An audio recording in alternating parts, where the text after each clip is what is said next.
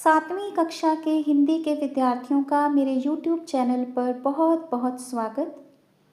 आज हम मैथिली शरण गुप्त द्वारा रचित काव्य कृति यशोधरा में से एक अंश पढ़ेंगे जो कविता के रूप में हमारी पुस्तक में है। कविता का नाम है माँ कह एक कहानी। थोड़ा सा परिचय देती हूँ इस कविता का। इसमें राजा सिद्धार्थ, जो कि बाद में महात्मा बुद्ध बने, उनके पुत्र और पत्नी के बीच के बात हुई, उसको मैथिली शरण गुप्त जी ने कविता का रूप दिया। माँ यशोधरा है, पुत्र राहुल है और पिता सिद्धार्थ हैं। तो एक दिन पुत्र राहुल अपनी माँ से कहता है, माँ कह एक कहानी, बेटा समझ लिया क्या तूने मुझको अपनी नानी। कहती है मुझसे ये चेटी तू मेरी नानी की बेटी। कह माँ कह लेटी ही लेटी, राजा था या रानी, राजा था या रानी। माँ कह एक कहानी, तू है हठी मान धन मेरे, सुन उपवन में बड़े सबेरे, तात भ्रमण करते थे तेरे। चेटी का अर्थ होता है दासी और मान धन, मान रूपी धन। हठी का अर्थ होता है जिद्दी। भ्रमण का अर्थ होता है सैर करना। राहुल अपनी माँ यशोदा से कहता है, माँ कह एक कहानी, हे माँ मुझे एक कहानी सुनाओ।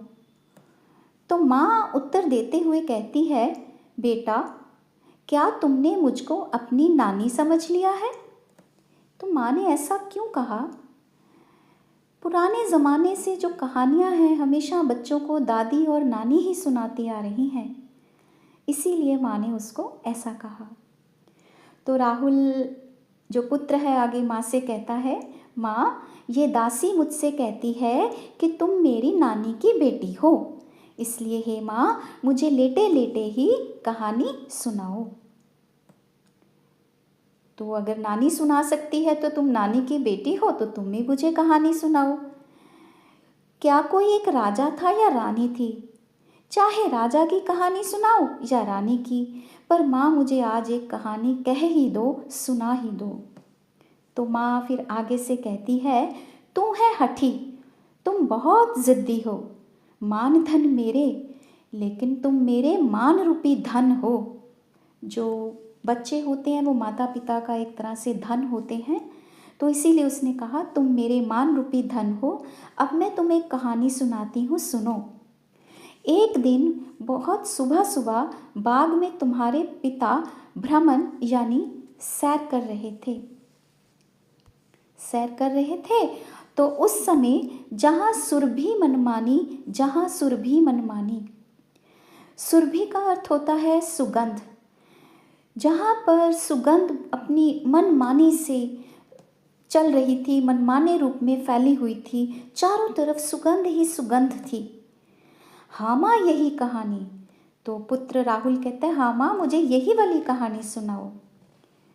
तो माँ कहती है, वर्ण वर्ण के फूल खिले थे, झलमल झलमल कर हिम बिंदु झिले थे, हल्के झोंके हिले मिले थे, लहराता था पानी, हाँ हाँ यही कहानी। वर्ण वर्ण रंग बिरंगे, झिलमिल झिलमिलाना चमकना, हिम बिंदु, हिम का अर्थ होता है बर्फ, बिंदु बिंदु, तो यहाँ बर्फ नहीं लेंगे, यहाँ होगी ओस की बूंदें। तो माँ अब कहती है कि उस बाग में चारों तरफ रंग बिरंगे फूल खिले हुए थे और उन फूलों पर हिम बिंदु यानी ओस की बूंदें झिलमिला रही थीं। हवाओं के हल्के हल्के झोंके चल रहे थे, हल्के झोंके हिले मिले थे, हवाओं के हल्के हल्के झोंके चल रहे थे यानी धीमी धीमी वायु चल रही थी। और जो हवाओं के हल्के हल्के झोंके चल रहे थे, तो उन्हीं झोंकों के कारण ही, हवा के चलने के कारण ही चारों तरफ सुगंध जो थी वो फैली हुई थी। लहराता था पानी, लहराता था पानी, और पास में ही कहीं पानी लहरा रहा था, यानी पास में ही कहीं कोई नदी, सरोवर या पानी का झरना था। तो राहुल कहता है, हाँ माँ, मुझे यही वाली कहानी सुनाओ। गाते थे खग कल कल स्वर से, सहसा एक हंस ऊपर से, गिरा बिद्ध होकर खरशर से, हुई पक्ष की हानि, हुई पक्ष की हानि, करुणा भरी कहानी।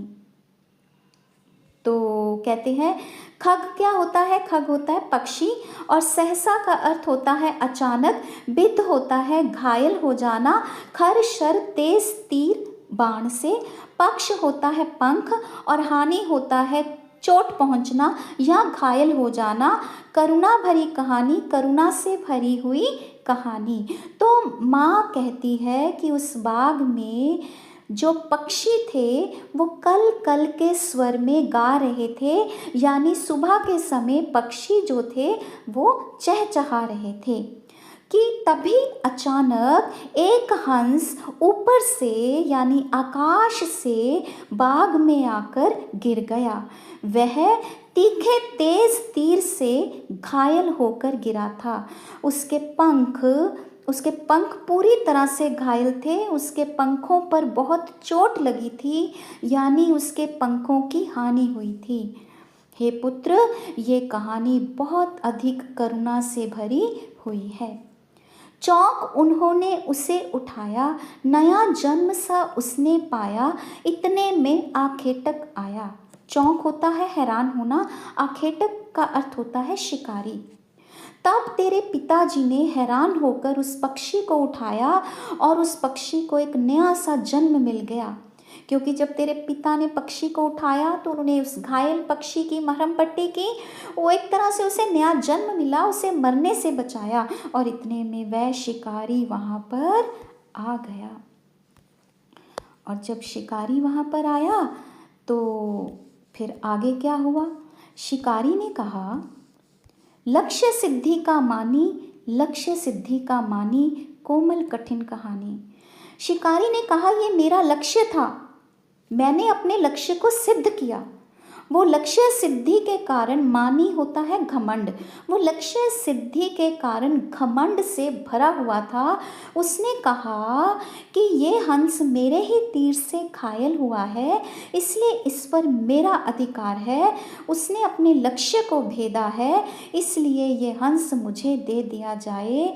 तो हे पुत्र, अब जो कहानी ये कोमल थी, ये कठिन बन गई, कठोर बन गई। कोमल क्यों बन गई? क्योंकि तेरे पिताजी ने उस पक्षी को बचाया था। और कठिन या कठोर क्यों बन गई? क्योंकि शिकारी उस पक्षी को लेने आ गया था, उस हंस को लेने आ गया था कि ये मेरा लक्ष्य सिद्ध हुआ है, मैंने इसको मारना था और मैंने इसको घायल करना था, मैंने इसको लेकर जाना था, तो मेरा लक्ष्य सिद्ध हो गया, तो ये मुझे दे दीजिए। मांगा उसने आहत पक्षी, तेरे तात किंतु थे रक्षी। तब उसने जो था खगभक्षी, हठ करने की ठानी, हठ करने की ठानी, अब बढ़ चली कहानी। आहत का अर्थ क्या होता है? घायल होना। रक्षी का अर्थ होता है रक्षा करने वाला। तात का अर्थ हो गया पिता।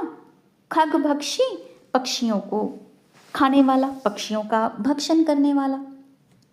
तो अब उसने उस घायल पक्षी की मांग की कि मुझे उस पक्षी को सौंप दिया जाए, किंतु तेरे पिता जो थे, उस पक्षी की उन्होंने रक्षा की थी, वे रक्षक थे और वे उसे वापस नहीं देना चाहते थे, तो उन्होंने उसे वापस करने से इनकार कर दिया। तब वह जो हंस को घायल करने वाला खगभक्षी था, शिकारी था, उसने जिद करने के ठान ली और ये कहानी आगे बढ़ गई। कहानी आगे बढ़ने का अर्थ क्या है कि दोनों में बहस शुरू हो गई। कैसे? हुआ विवाद सदय निर्दय में, उभय आग्राही थे स्व विषय में, गई बात तब न्यायालय में। सुनी सभी ने जानी, सुनी सभी ने जानी, व्यापक हुई कहानी। विवाद, झगड़ा, बहस, तर्क वितर्क। सदय होता है दयालु व्यक्ति, निर्दय होता है निर्दयी। उभय का अर्थ होता है दोनों। आग्रही होता है आग्रह करने वाला। स्व विषय, अपना टॉपिक, अपना विषय। तो हुआ विवाद सदय निर्दय में। तो अब क्या हुआ, दोनों में विवाद शुरू हो गया। दयालु और निर्दयी दोनों व्यक्तियों में बहस शुरू हो गई, तर्क वितर्क शुरू हो गया। निर्दयी कौन है इसमें? शिकारी। और सदय कौन है? पिता, राजा सिद्धार्थ, राहुल के पिता। उभय आग्रही, दोनों ही अपने अपने स्तर पर सही थे, दोनों ही अपनी अपनी विषय पर, अपनी अपनी बात पर सही थे, आग्रह कर रहे थे। शिकारी कह रहा था मैंने शिकार किया, मेरा लक्ष्य था, इस हंस को मुझे वापस दे दीजिए। राजा आग्रह कर रहे थे नहीं, मैंने इसकी रक्षा की, मैंने इसे नया जन्म दिया, मैंने इसे बचाया, तो ये मेरा है। तब दोनों का विवाद न्यायालय में चला गया। कोर्ट, न्यायालय, कोर्ट। सुनी सभी ने जानी, सुनी सभी ने जानी। जब न्यायालय में यह विवाद गया तो सभी ने पूरी घटना को जाना, सुना, तो कहानी और ज़्यादा फैल गई। व्यापक का अर्थ क्या होता है? और ज़्यादा फैलना। फैलना मतलब सब लोगों को पता चल गई, सबने सुनी। राहुल तो निर्णय कर इसका, न्याय पक्ष लेता है किसका, कह दे निर्भय जय हो जिसका।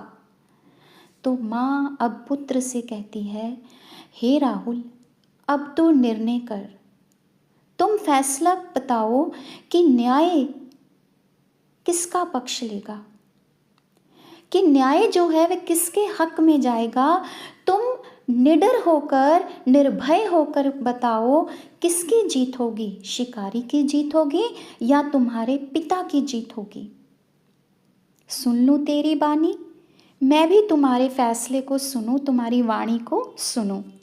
तो राहुल आगे से जवाब देता है, माँ मेरी क्या बानी, मैं सुन रहा कहानी। माँ मैं क्या बोलूँ, मेरी वाणी, मेरा फैसला क्या होगा, क्योंकि मैं कहानी सुन रहा हूँ। तो फिर राहुल फिर भी कहता है, बोलता है आगे, कोई निरपराध को मारे तो क्यों अन्य उसे ना उबारे। उबारे होता है बचाना किसी को। तो राहुल कहता है, माँ अगर कोई व्यक्ति किसी निरपराधी को मारता है और कोई दूसरा व्यक्ति उसे बचाता है तो वह क्यों ना बचाए, उसको बचाना चाहिए। न्याय यही कहता है कि रक्षा करने वाले को न्याय मिलना चाहिए और जो मारने वाला है यानी जो भक्षक है उसको सज़ा मिलनी चाहिए। रक्षक पर भक्षक को वारो, रक्षक के ऊपर भक्षक को न्योछावर कर देना चाहिए। न्याय दया का दानी, न्याय दया का दानी।